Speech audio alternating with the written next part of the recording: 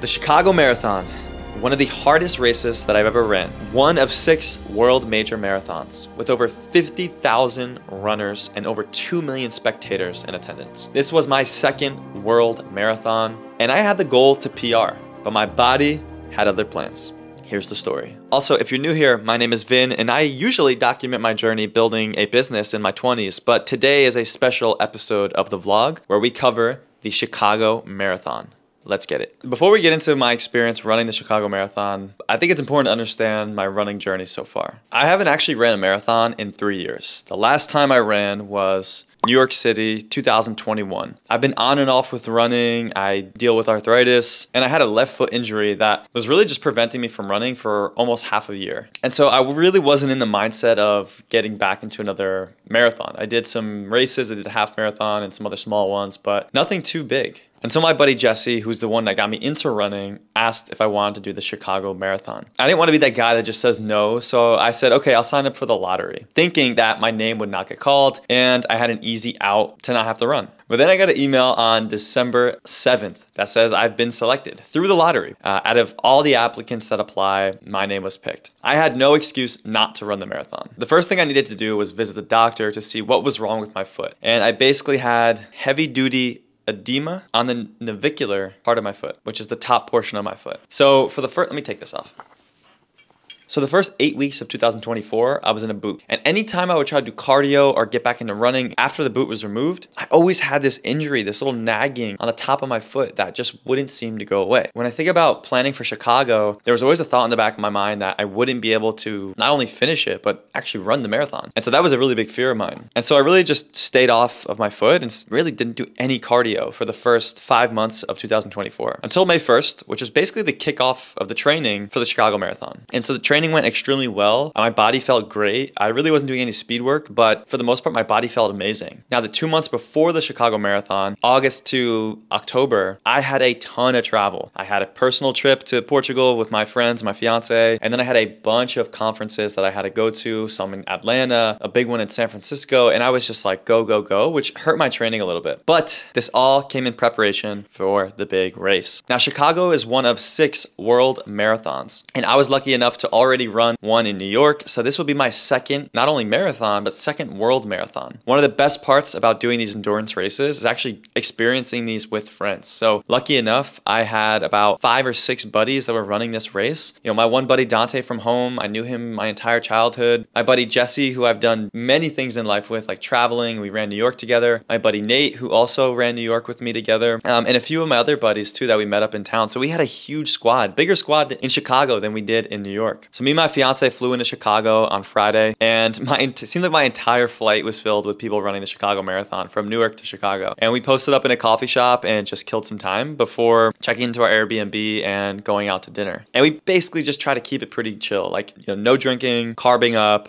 not staying out late. And Saturday we woke up with the main goal of going to the Marathon Expo. Now, if you're running a world major marathon, like my biggest recommendation is to experience everything. And that includes going to the Expo. The Expos are this massive event that they put on. There's vendors, there's shops, there's photo ops, you know, there's free samples to try out. There's tons of stuff to do and it's packed with people. We really soaked everything up. Like, you know, Jesse did some shopping. He bought some new gear for the race the next day. You know, I stopped by the Intelligentsia coffee booth because I'm a huge coffee fan and Intelligentsia is based out of Chicago. So I bought some coffee, checked out the merch. People were getting massages. They're getting their hair done. They're trying on new sneakers. I mean, this thing was just absolutely massive. We killed like 2 hours there. And that was truly the main goal of the day. I mean, really what we were trying to do most was really stay off of our feet. So we got some lunch, went back to the Airbnb and just chilled for the rest of the day. And what I didn't film was later that night, Jesse and Nate had came back over to our Airbnb. We had just like pasta night. We drank some Gatorade and we just laughed and enjoyed ourselves and just really made sure we removed the tension for the big day tomorrow. And right after Jesse and Nate left, I showered and laid out all my stuff for tomorrow. I laid out my race day fit. I was so excited. I bought a whole whole new race day fit. I think that's one of the most underrated tips I would recommend is buy a whole new race day fit. Don't wear it for the first time on the race day. You know, have a little dress rehearsal maybe a few weeks beforehand, but buy a new race day fit, man. If you look good, you feel good. And I feel like that was something I was truly embodying. You know, I spent a few $100s on a UVU track set and I felt pretty good about it. So I laid that out the night before. I was super excited. I got all my gels and my fueling strategies set out for the next day.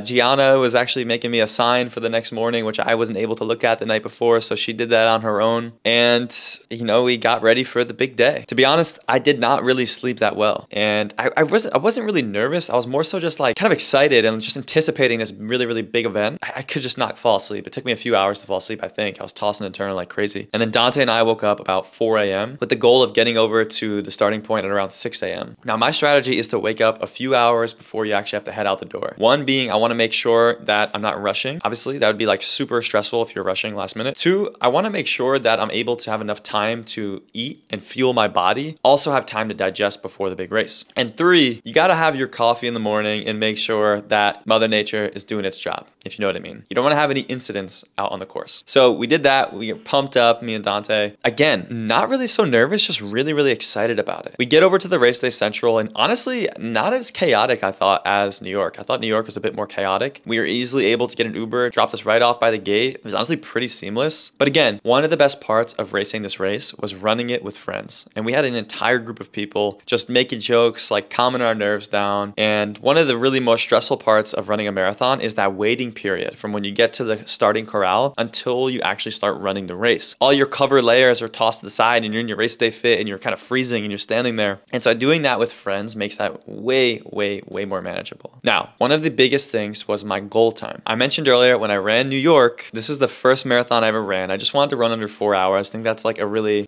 typical goal for first time runners. And I finished at 3 hours and 54 minutes and 30 seconds. And this was 3 years ago. So I knew I was coming off of not having run in a really, really long time, but I also wanted to push myself in PR. So there was this really hard balance that I had to have with myself mentally is like, I haven't ran in a really long time. I'm not really in the best of running shape, but do I still want to push it for that PR? And I decided I did. I wanted to send it. I didn't care about like crushing my previous time. I just wanted to have a faster time. And Chicago is a good course to do it. Everybody says it's so flat. And so my goal was 3 hours, 53 minutes. That would be a PR. So the race finally begins and the energy in the city is unbelievable. This year in 2024 was the highest number of runners in the Chicago Marathon history. They also said there's over 2 million spectators that come in, watch the race. And again, it really felt like it. Pretty much every step of the way in Chicago, there's people cheering. There's people with signs. There's people handing out food. There's people cheering you on. Don't even know who you are. You're a complete stranger to them. And they're cheering you on, making sure you can do it. So me and Dante ran, I think about the first 3 miles together. He had his family there, his girlfriend. I had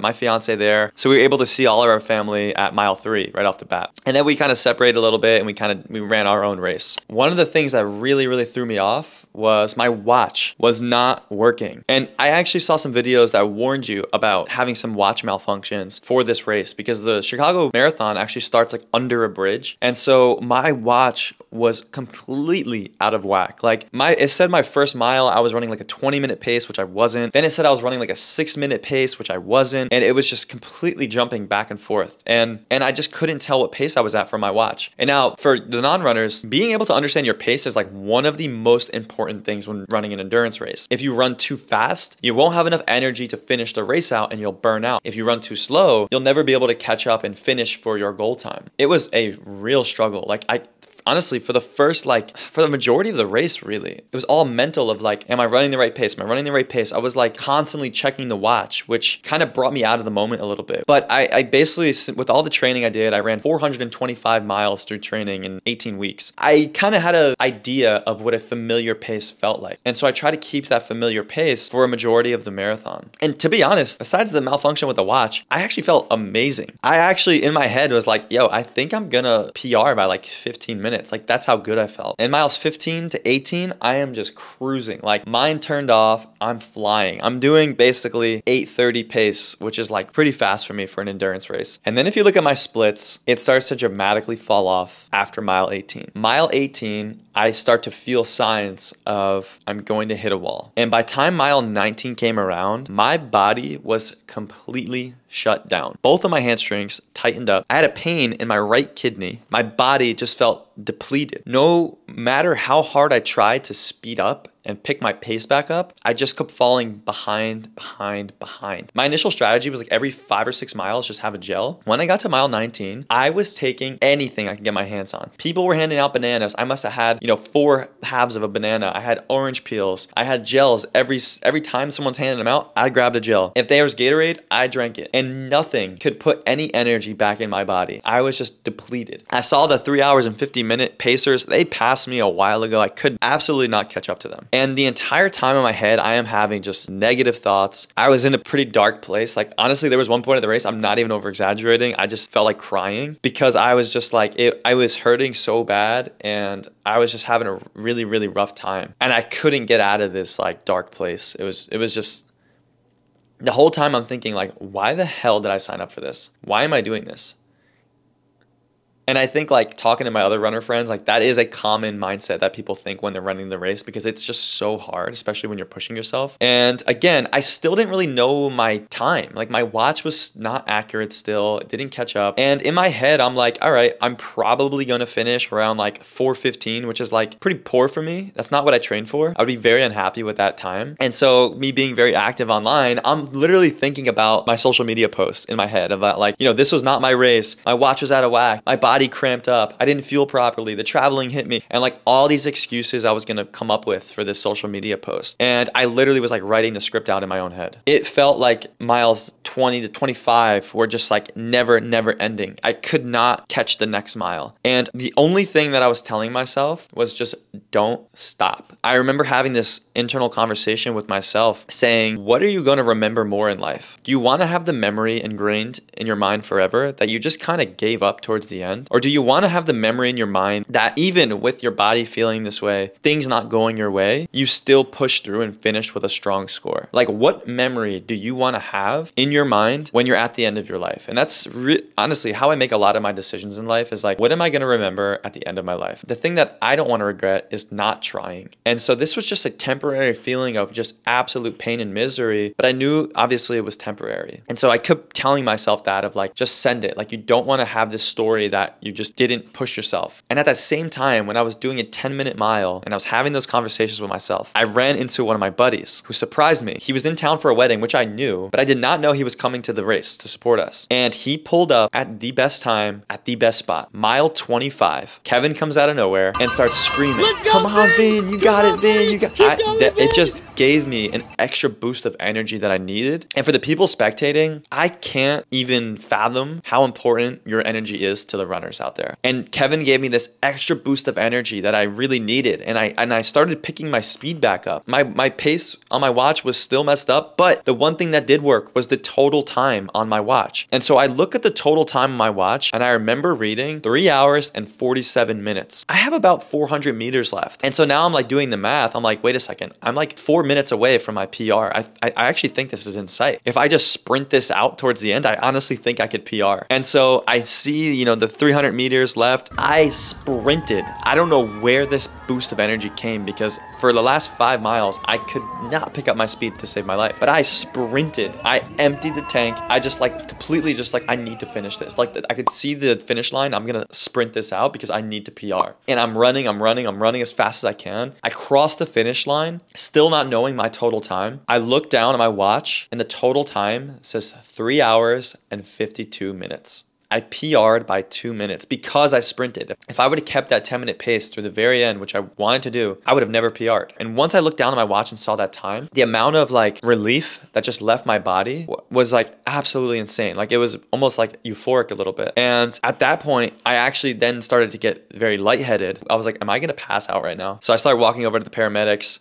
They're handing out waters on that way over. I chug a water and then I'm fine. And so I'm like, okay, good. I don't need the paramedics. And it was just like, one of the best feelings to know that your mind is so much stronger than your body. My body wanted to quit so bad. Like, I was in so much pain. I never had that much pain ever in a race. And my mind just kept telling myself, like, don't stop, keep the momentum. And at the very end, just send it. And it was just an incredible lesson for me. And now I have this memory of running this incredible race. And so this now is a positive memory that I have of me PRing when I was really struggling versus me just saying, hey, I finished the race. And now I have this memory. We basically just, celebrated the rest of the night. We walked back to Parlor Pizza in the West Loop. I got a burger. Jesse got a pizza. We had some drinks. We celebrated. To be honest, I was extremely tired though. I was like, I don't know how much longer I'm going to make it here. Like, my body's so depleted.